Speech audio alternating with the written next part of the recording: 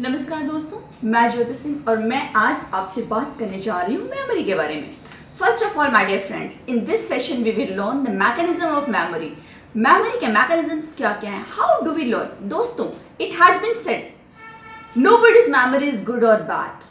Nobody's memory is good or bad. It is either trained or untrained. किसी की भी memory अच्छी या बुरी नहीं होती, यह केवल या तो ट्रेंड है या तो अनट्रेंड है। जिसकी मेमोरी, अगर आप देखते हैं कि अगर किसी की मेमोरी अच्छी है तो इसका मतलब उसने अपने मेमोरी पावर का अच्छे से इस्तेमाल किया है और वो ट्रेंड है।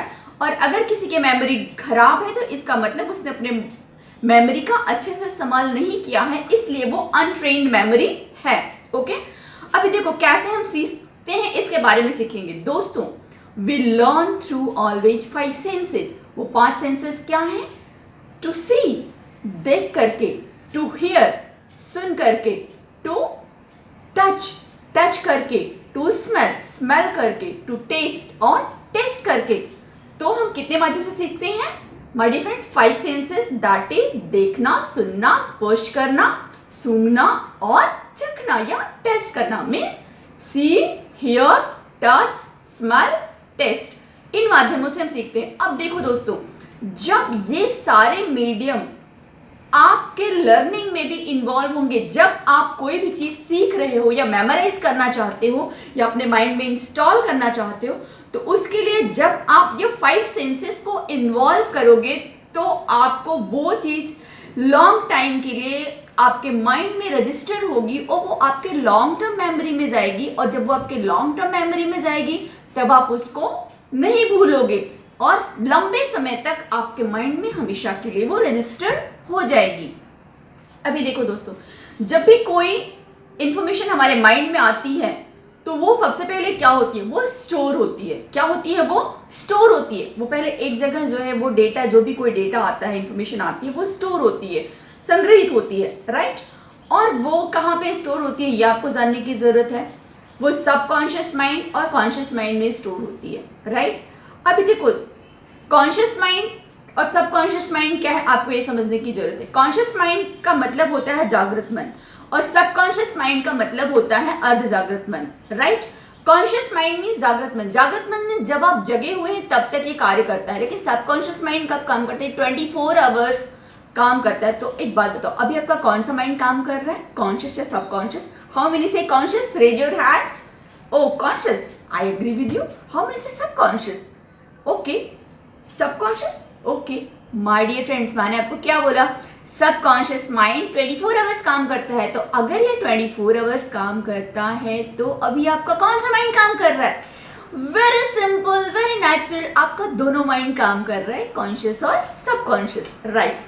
अभी हम कॉन्शियस और सबकॉन्शियस के बारे में अगर आप देखेंगे तो मैंने एक और वीडियो आपको बनाया हुआ है, हाउ टू बी सक्सेसफुल। आप उस वीडियो को जा करके देखिए, उसमें बहुत ही डिटेल में मैंने आपको कॉन्शियस और सबकॉन्शियस माइंड की पावर्स और वर्क, सारी चीज़ें मैंने आपको बताई हुई हैं। But as a glance I would like to tell you my dear friends, हम जो जिन चीज़ों को अपने माइंड में स्टोर करते हैं सबकॉन्शियस माइंड में, ये हमेशा ध्यान देना। और जब रिकॉल करते हैं तो वो सबकॉन्शियस माइंड से हम रिकॉल देखो, डेटा जो इन्फॉर्मेशन है आप उसको अपने माइंड में स्टोर करते हो। पहले तो स्टोर किस में करते हो? स्टोर करते हो आप सबकॉन्शियस माइंड के थ्रू। लेकिन जब आप रिकॉल करते हो, जब आप उसको बाहर निकालने की कोशिश करते हो तो वो आप किससे करते हो? वो आप किससे? आप उसको कॉन्शियस माइंड से रिकॉल करते हो।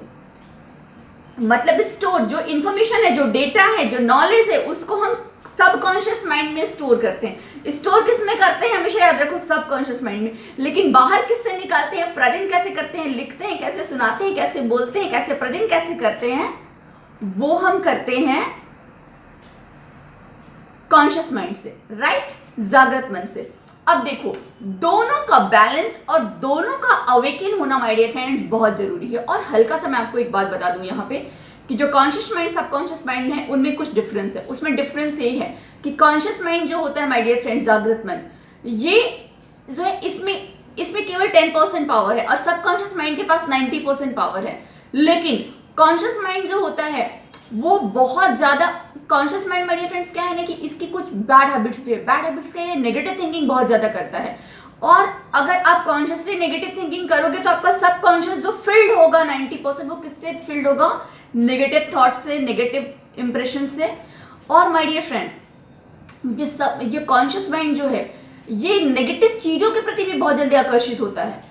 तो आपको एक ही चीज़ करना है कि कॉन्शियसली जब आप जागृत हो, कॉन्शियस स्टेट में आपको अपने माइंड को पूर्ण रूप से ट्रेन करने की ज़रूरत है, पूर्ण रूप से आपको उसको रेडी करने की ज़रूरत है कि वो नेगेटिव थॉट्स, नेगेटिव पैटर्न के ऊपर काम ना करे और ना सोचे।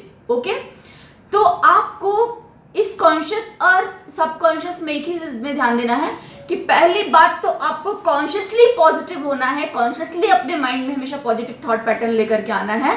और नेगेटिव चीजों से दूर रहने के लिए सबसे पहले कॉन्शियस स्टेट पे आपको ये कॉन्शियस रहना है कि आप क्या सोच रहे हो, क्या कर रहे हो, क्या थॉट्स अपने माइंड में ला रहे हो। क्योंकि जब आप कॉन्शियसली पॉजिटिव थॉट्स लेकर के आओगे तो ये थॉट जो है सबकॉन्शियस के पास जाएगा और वो सही तरीके से वहां पे इंस्टॉल होगा और आपके ऑब्जेक्टिव्स पे, आपके एम्स पर काम करेगा। अब दोस्तों, एक चीज आपको यहाँ पे मैं और समझाना चाहूंगी, व्हाई अ मैन फॉरगेट्स। एक मनुष्य भूलता क्यों है, क्यों हम चीजों को भूल जाते हैं, भूलने की बीमारी क्यों आती है। आप देखेंगे बहुत सारे लोग जो एग्जाम में पहुंचते हैं उनका एक ही कंप्लेन रहता है, और अभी मुझे कुछ याद नहीं रहता, मैं तो भूल जाता, मुझे तो ये भी नहीं याद रहता सुबह क्या खाया था, शाम को क्या खाया, क्या पहना मैंने। राइट, अभी चलो ठीक है, हम रीजन जानते हैं why do we forget. My dear friends, first of all भूलने का रीजन होता है lack of knowledge and memory. Lack of knowledge about memory, भूलने का पहला रीजन क्या है? Lack of knowledge about memory. हमें मेमोरी का ज्ञान नहीं है, हमें पता ही नहीं है कि चीज़ें याद कैसे रखनी है। जब आपको ये बात पता चल जाएगी कि आपको चीज़ें कैसे याद रखनी है तो आप देखोगे कि आप इस जंग को बहुत ज़्यादा आसानी से जीत गए बिना मेहनत किए। अब दूसरा फैक्टर आता है as.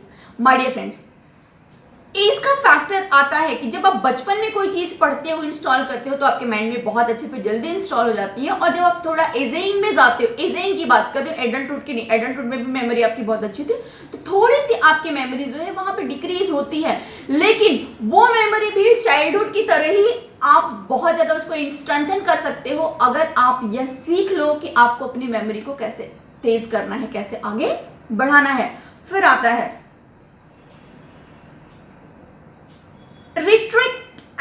retroactive inhibition। retroactive inhibition क्या होता है? what you have learned in afternoon replaces what you have learned in the morning।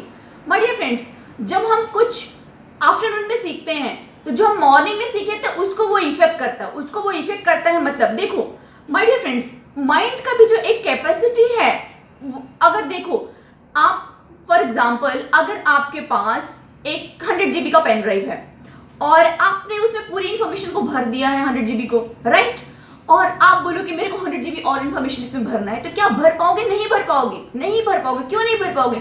क्योंकि ऑलरेडी 100 GB आपने उसमें इंस्टॉल किया है। इसी प्रकार से अगर आप अपने माइंड में 100 GB या आपका तो थाउजेंड्स एंड थाउजेंड्स GB, कितने GB का मेमोरी है, do you know my dear friends, you have unlimited memory. My dear friends, आपको पता नहीं है कि आपकी मेमोरी अनलिमिटेड है।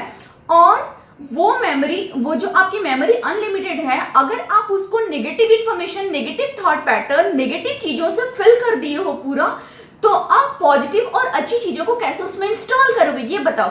तो पहली बात तो आप अपने माइंड में, अपने दिमाग में उन्हीं चीजों को रखो जिसकी वहां पे जरूरत है, फालतू और गंदी चीजों को ना रखो। फॉर एग्जाम्पल देखो, दो तरीके के व्हीकल्स रोड पर चलते हैं, एक होते हैं जो रिजर्व होते हैं, दूसरे होते हैं जो पब्लिक ट्रांसपोर्ट होते हैं। तो पब्लिक ट्रांसपोर्ट मान लो ट्रेन हो गया, अगर आप दिल्ली में रहते हो तो दिल्ली आपका मेट्रो हो गई, मुंबई में रहते हो तो मुंबई लोकल आपकी हो गई। तो आप देखोगे कि मुंबई लोकल या दिल्ली मेट्रो में कोई भी टिकट लेकर के एंट्री कर सकता है, लेकिन एट द सेम टाइम कोई बंदा अपना BMW लेकर के जा रहा है, अपना ऑडी लेकर के जा रहा है या तो वो अपना सॉरी अपना होंडा सिटी लेकर के जा रहा है, और अगर वो उस कार को ड्राइव कर रहा है तो आप देखोगे, लेकिन आपकी हिम्मत भी नहीं होगी उसको हाथ देने की, भाई मेरे को भी जरा तू जो है लिफ्ट दे दे। क्यों? क्योंकि आपको पता है ये किसकी पर्सनल प्रॉपर्टी और मैं इसमें ऐसे हथिया नहीं सकता हूँ, right. In the same way your mind, my dear friends, you decide what do you want to make it. Do you want to make it metro, do you want to make it local, और you want to make it Rolls Royce, Mercedes and BMW। My dear friends, make it personal and focus on what are you thinking about. जो चीज़ें आप अपने mind में रखते हो इसको reserve रखो और इसमें उन्हीं चीज़ों को इंस्टॉल करो जिसकी आपको ज़रूरत है, और जो चीज़ें अच्छी हैं, जो चीज़ें आपको अपना जीवन जीने में आपकी मदद करेंगी, आप उन चीज़ों को अपने माइंड में ना रखो जो आपको, माय डियर फ्रेंड्स, जो आपके अंदर नेगेटिव हार्मोन्स लाती हैं, जो आपके काम में सहयोग नहीं करेंगी, जो आपको नेगेटिव करेंगी, जो आपको डिप्रेस करेंगी, जो आपके सफलता में बाधक होंगी। और ज्यादातर ह्यूमन बींग्स का क्या है, वो अपने दिमाग में बहुत सारा कूड़ा कचरा रखे हैं। दोस्तों देखो, कूड़ा कचरा कहाँ, डस्टबिन, अगर डस्टबिन है तो डस्टबिन में देखो कोई भी कचरा फेंकेगा, ये हमेशा ध्यान में रखना।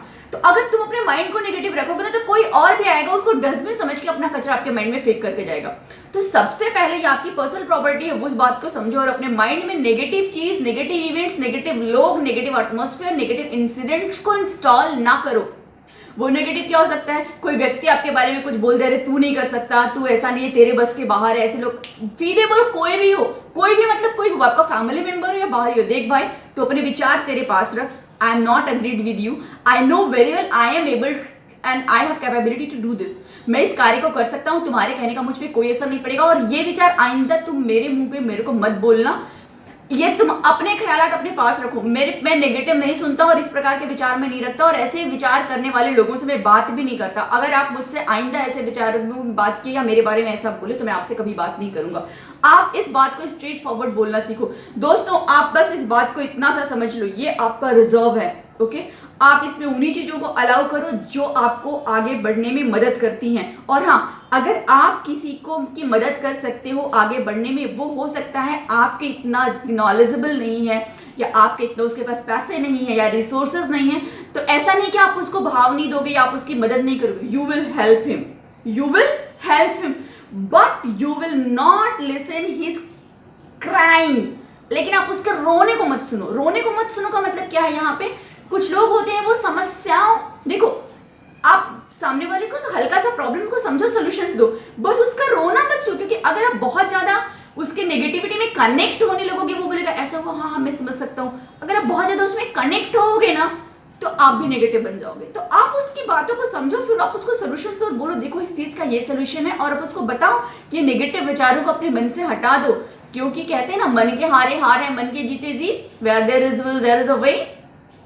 तो जब वो इस बात को समझेगा, आप इस बात को समझोगे, तो आप एक दूसरे की मदद कर पाओगे। तो मेरा कहने का मतलब ये कि कोई नेगेटिव व्यक्ति भी है, अगर हम उसकी मदद कर सकते हैं तो हम हिंट कर सकते हैं, उसको मदद दे सकते हैं। लेकिन अगर वो मदद लेने को नहीं तैयार है, बस वो अपना रोने को तैयार, तो उसका रोना मत सुनो, क्योंकि रोना सुन के कुछ होने वाला नहीं है, okay. But you always be ready to help people with your mind. और आप अपने आप को इतने स्ट्रेंथन करोगे, जब आप बोलो ना, जब आप उसको वर्ड्स दो, तो वो स्पीचलेस हो जाना चाहिए। मेरे पास तो कोई नेगेटिव व्यक्ति अगर आता है और जब मैं उसको अपने लॉजिक से उससे बात करती हूँ, तो वो स्पीचलेस हो जाता है, वो मुझे परेशान नहीं करता है, वो या तो चुप हो जाता है या तो मुझे सोल्यूशंस मांगता है सरेंडर होकर के। The same way you increase your knowledge my dear friends, then you will be a right person to help people, right? Okay. And after that my dear friends, physical factors का भी हमारे memory पे बहुत प्रभाव पड़ता है। वो physical factors क्या होते हैं? Physical factors होता है light, then temperature, comfort, hemoglobin level, pain, clothing, alcohol, drugs, depression, environment, fever, lack of vitamin B complex, etc. तो ये जो हमारे फिजिकल फैक्टर्स, फॉर एग्जाम्पल अगर आप स्टडी कर रहे हो, तो अगर आप स्टडी में आपकी लाइटिंग बराबर नहीं है, तो क्या होगा, आपके मेमोरी में नहीं घुसेगा, क्योंकि आपको तो बराबर दिख ही नहीं रहा, आप तो बार बार डिस्टर्ब हो जाते हो। Another thing what comes my dear friends, another thing comes drugs and alcohol. जो पर्सन ड्रग्स एंड अल्कोहल लेता है उसकी मेमोरी भी बहुत रिड्यूस होगी, क्योंकि वो तो एक अलग ही दुनिया में रहता है दोस्तों। तो देयर आर चांसेस कि he will lose his memory, right. और my dear friends, your temper, आपका मूड कैसा है। अगर आप अच्छे मूड में रहोगे तो आप लोगों की हेल्प करोगे, लोगों की मदद करोगे, आप एक्साइटेड रहोगे। लेकिन अगर आप डिप्रेस मूड में रहोगे, अगर आप जो है नेगेटिव मूड में रहोगे, तो आप लोगों को भी वही चीज होगी। Because my dear friends, whatever you have you will give. If I have positivity I will give you positivity, if I have negativity I will give negativity. I like to share a personal incident with you. I have an employee, my previous employee. There was a time, there were some differences between me and her. Okay, but there was a time where there was a lot of love between both of us. But the time came, she behaved very badly in some aspects. Okay, she blamed something to me. and I was shocked. Why I was shocked? Because she was one of my, she used to say, I'm your sister, this, that, okay. She used to love me a lot, and she is saying such words which is not accepted at all. Then I text one thing to her. Whatever you have, you gave me, and whatever I have, I gave you. My dear, let's end here. I do not want to say anything else. You think whatever you think and flourish in your life. And from till now, this, I never ever communicate with that person. Because आप बोलते हैं ना, जो कुछ जानता भी नहीं, जो कुछ मानता भी नहीं और कहता है कि मैं सब कुछ जानता हूँ, ऐसे हठी मनुष्य को ना कोई कभी कुछ सिखा सकता है और ना वो जिंदगी के किसी मोड़ पे कुछ सीख सकता है. और अगर आपको ऐसे लोग मिले तो आप एक ही बात वहाँ पे करो, भागो. You get out from there. Okay, this will be better. Otherwise, they will beat you with their experiences, with their feelings, and you will join their zone. Okay, so please be alert with such people. Next thing, pathological forgetting. Pathological forgetting क्या होता है, my dear friends? That we will understand here. Good things remembered and sad things forgotten. Good things remembered and sad things forgotten. अच्छी चीज़ें याद रहती है और बुरी चीज़ें भूल जाती हैं. बट दोस्तों, मैं इसमें मैं एक चीज़ ये भी बोलना चाहूँगी कि देखो, मेमोरी के साथ ऐसा होता है कि मैं तो बोलूँगी कि I do not agree with this fact, with pathological factors कि अच्छी चीज़ें याद रहती है, बुरी चीज़ें भूल जाती हैं. क्योंकि अगर आप रियलिटी में देखोगे, मनुष्य का जो स्वभाव है उसमें वो, हाँ, इसमें दो फैक्टर्स होते हैं. Good things remember, bad things forgotten. Good things का पहले आप सेंस समझने की कोशिश करो. गुड थिंग्स मतलब जो आपके काम की चीज़ें हैं वो आप याद रखोगे, लेकिन जो आपके काम की चीज़ें नहीं उनको आप भूल जाओगे until you are not a depressed person. But if you are a depressed person, then you will remember the bad things and you will forget the good things. Okay, so good things you will remember. Good things you will remember means what here, my dear friends? Good things means कोई भी चीज़ में जब आपका interest है तो आप उसको याद रखोगे, लेकिन अगर आपका इंटरेस्ट नहीं है तो आप उसको भूल जाओगे. लेकिन यहीं पे एक ऐसा भी पैटर्न है पैथोलॉजिकल फैक्टर्स, पैथोलॉजिकल फॉरगेटिंग में, कि मैं आपको बोलूँगी कि लाइफ में एक ऐसा भी मोड़ आता है जबकि लोग नेगेटिव एक्सपीरियंसेस को ज़्यादा याद रखते हैं और पॉजिटिव एक्सपीरियंसेस को भूल जाते हैं. फॉर एग्जाम्पल, जो लोग सुसाइड करते हैं, ओके, उनके लाइफ में क्या होता है कि वो जो चीज़ें नेगेटिव हैं उसको वो ज़्यादा ध्यान देते हैं कि अरे कुछ अच्छा नहीं हो रहा है, लोग मेरी मदद नहीं कर रहे हैं, या मैं अभी इस काम को पूरा नहीं कर पा रहा हूँ, अभी तो मुझे कोई उम्मीद नहीं दिखती कि मैं इस काम को पूरा कर भी सकूँ.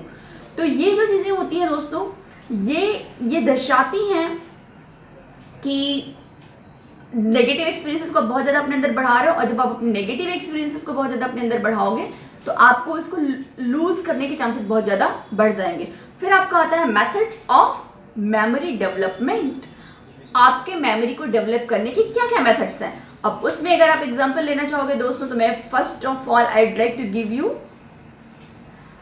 Paging and linking method. Pegging और लिंकिंग मेथड से आप अपने मेमोरी को डेवलप कर सकते हो. Then you can understand the mathematics को भी आप सीख करके अपने मेमोरी को डेवलप कर सकते हो. And then you can understand the mechanical methods, and that is definition, derivation, classification and all. My dear friends, ultimately what I wanted to say, I wanted to tell you here, if you want to learn in a better way, then first of all you have to strengthen yourself through mind. Your mind should be very much strong. When your mind will be strong, at that time you will not remember bad things, you will remember good things, and your memory will become superpower for you, and it will become a super memory for you. So we will meet again in next lecture where we will discuss little more, and there we will understand factors strengthening memory. ऐसे क्या क्या factors हैं जो कि हमारे memory को strengthen करते हैं, right? So I hope you like this video, and if you like, then please share with your friends. Okay, thank you, bye, take care.